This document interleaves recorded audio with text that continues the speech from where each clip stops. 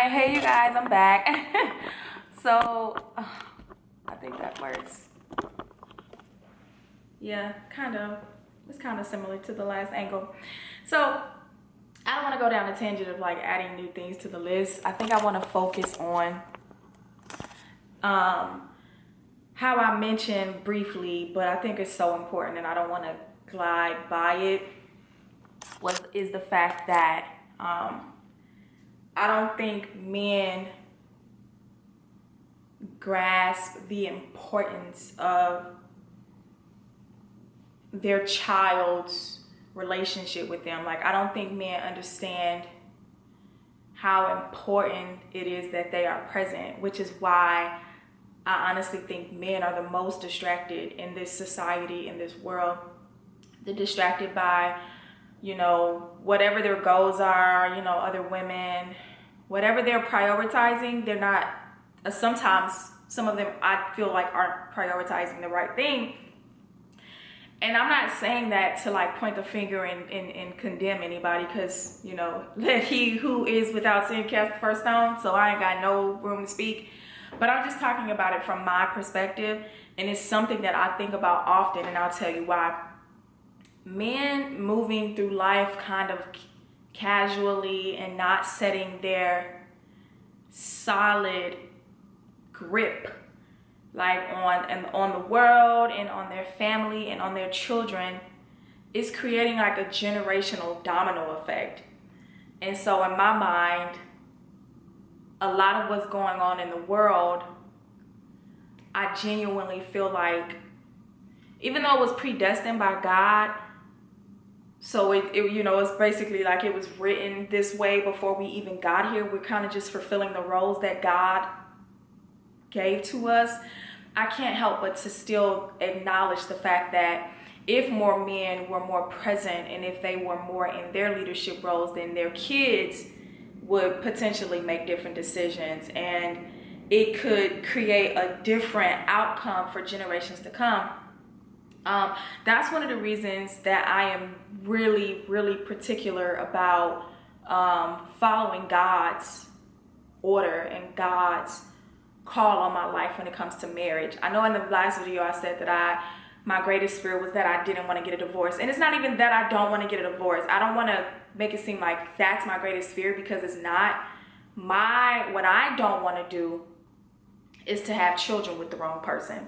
And I don't want to marry the wrong person, because I feel like a lot of people marry people in their brokenness, meaning that you're not even your best self. And so when you marry someone, they're not their best self. So then y'all are two broken people coming together, creating a family, and then y'all have children in your brokenness, and then your children literally just perpetuate generational curses.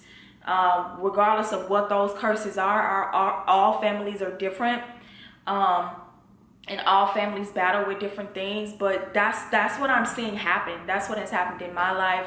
That's what's happened in literally practically almost the lives of everyone around me. And I think that a lot of what happens is that that's all stemming from a lack of a solid foundation. Like, an example, I was dating someone, and he was honestly probably the greatest guy I've ever dated. Such a great guy. But we, past tense, we did date. We don't date anymore. I remember talking to him about the fact that this guy specifically was dating a girl. I think the girl may have been a Latino or a Mexican or something like that. And I remember him kind of being like, the guy I was dating telling me that this guy he was telling me about, I guess he geared toward those type of women. And I remember asking him, like, is he doing it because he wants his children to look a certain way? And he was just like, oh, I never thought about that. I don't know. That's like a great question. I'm going to ask him. And I asked him that because it's just like, say, for instance, if a man is dating a certain type of woman because he wants his children to look a certain type of way, the spirit behind that, the spirit. See, a lot of people don't rationalize the fact that we wrestle not against flesh and blood. We wrestle against spiritual principalities and high and dark, wicked places. That means that even if I run into you in traffic and we have an altercation, it's not me that you're battling. It's the spirit that is within me. It is the demonic spirit, the demonically oppressed that we are wrestling with. And that's one thing God has given me clear revelation on. Like if I have an argument or if I have a disagreement with someone or if someone frustrates me, I realize like it's not you, it's the spirit. That's why you strengthen your prayer life, you strengthen your knowledge of the word, because the only way you can pray those things off of you is if you can speak to it in the spirit. Me cursing a human being out is pointless, especially if I understand where my real fight and my real battle is. But I'm sorry, I went off on a tangent. Bringing it back, I was thinking like, and I know it to be true, if a man is only marrying or dating a certain type of woman because of, whatever the world might think about it, or whatever, he might want his children to look a certain type of way, the spirit that is in that man and that might be also in that woman is going to trickle down to that child. And you pass on mental starvation. I would call that mental starvation. People want to call it preferences because we want to normalize toxicity and we want to normalize all these spirits and people and all these things that happen in the world. But it's just like, it's a spirit. And so for me, one of the biggest things that I'm saying specifically is that it's not that I'm afraid of divorce.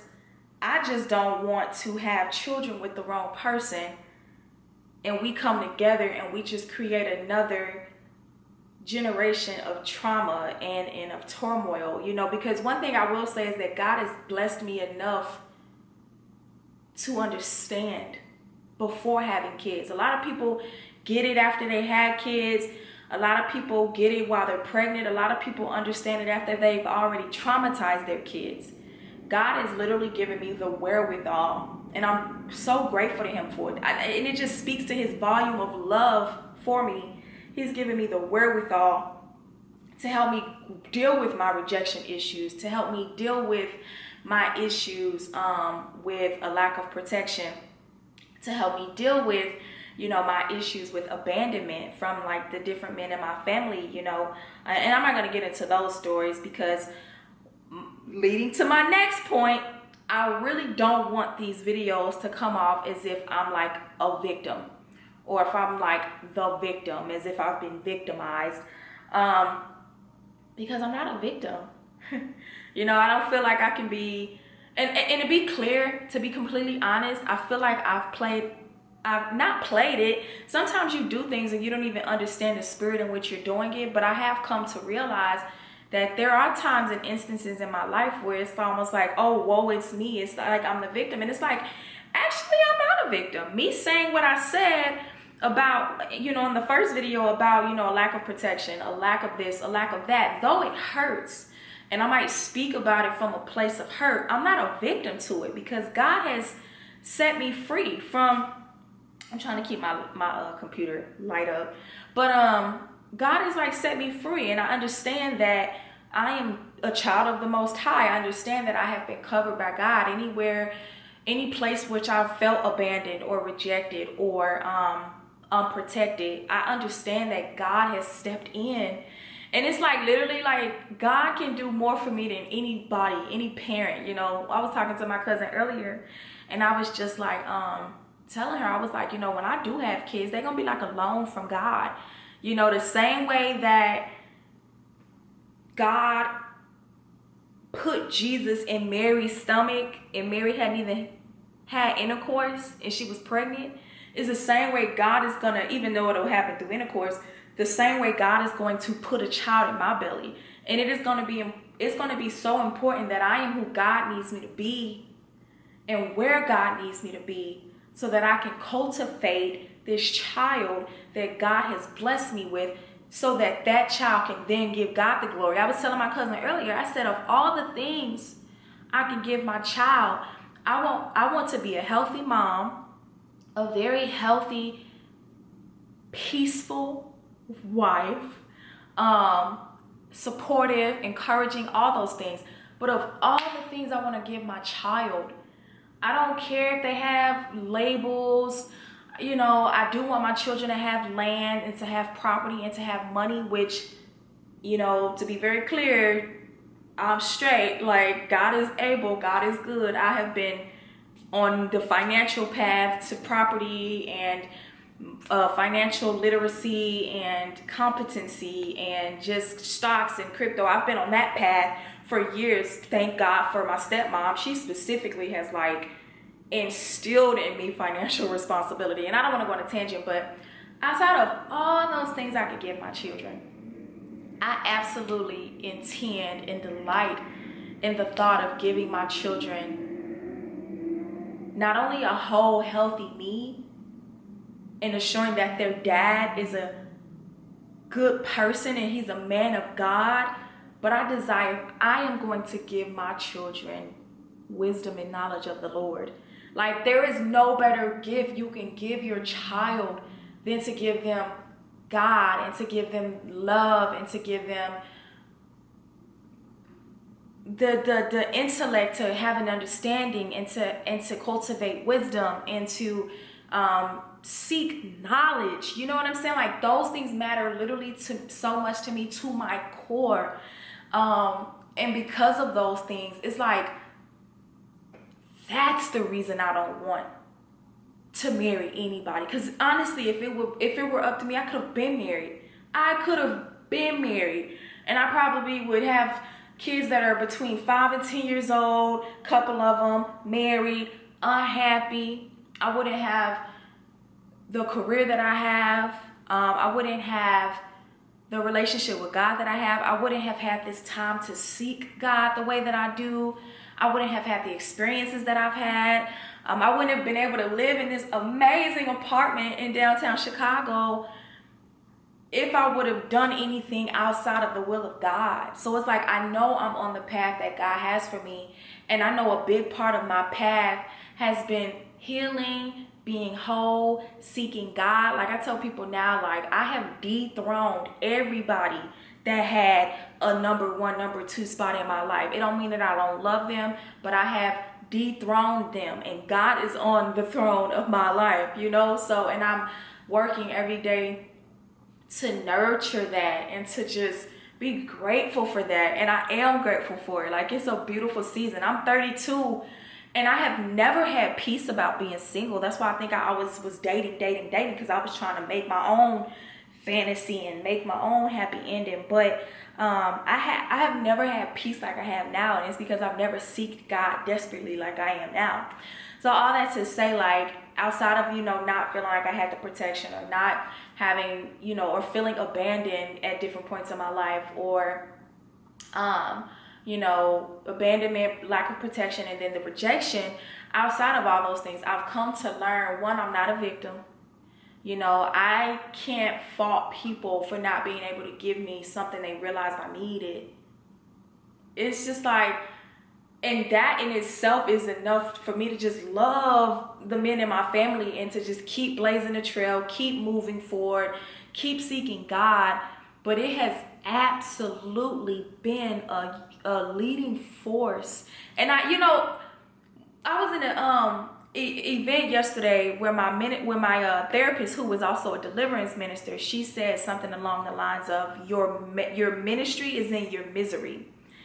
And so it's just like, for years I had felt like I was victimized, or like, whoa, it's me, or like, oh, this person wasn't there and this person didn't do anything and blah blah blah. But it's like, one, you can't hold a person accountable for something they didn't have themselves. How can someone give you what they don't have? But all that to say, everything I just said is 100% the reason why I am taking my time now and I'm trusting in God, because my ministry will be from my misery. The things that have made me miserable in the past, like those areas where I lacked, and more, that's just a high level of a few things.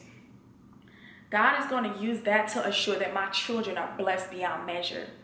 Blessed beyond measure. My children will have a whole, healthy, strong man of God They will have a mother who is operating in her proper capacity. Sure, I might be a businesswoman because I get out here and make some moolah, and I might have, my money in alignment, but at the end of the day, I desire as a woman to come up under my husband, like gracefully, but I want my children to see a healthy and to have and experience a healthy mom. I want my children to know and to see me crying out to God and seeking him. And I want my children to know that their mother respects and honors their father.